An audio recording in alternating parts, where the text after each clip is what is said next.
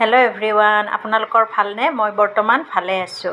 এয়া মই কি দেখাব ওলাইছোঁ চাওক। এয়া আজি যিহেতু ৰবিবাৰ, গতিকে আজি ৰবিবাৰৰ দুপৰীয়াৰ বাবে মই কি যোগাৰ কৰিলোঁ সেইটোৱে আপোনালোকক দেখাই আছোঁ।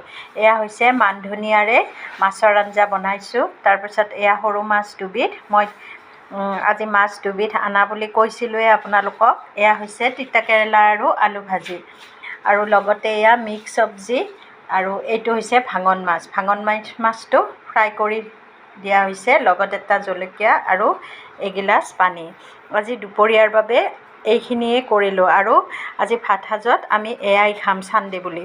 তাৰপাছত এয়া চাওক, মোৰ ল'ৰাৰ বাবে মই ভাত সজাইছোঁ। এয়া মোৰ ল'ৰাই যিহেতু মাছ নাখায়, গতিকে তাৰ বাবে মই কণী বইল কৰিছোঁ, আৰু তাৰ বাবে মাছ নিদিয়াকৈ এয়া আঞ্জা মই এক্সট্ৰাকৈ ৰাখি থৈ দিছোঁ। গতিকে তাৰ বাবে আজি এইখিনিয়ে, লগতে মোৰ বাবেও সজাই থৈ দিছোঁ। এয়া চাওক, মোৰ বাবে সজাইছোঁ, আৰু মই যিহেতু বাতিত আঞ্জাখিনি লৈ লোৱা নাই, যিহেতু ইয়াত মই লৈছোঁ আঞ্জা, গতিকে ইয়াৰ পৰাই লৈ খাম।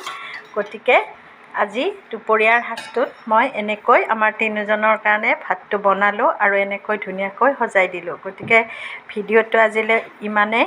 Bye bye.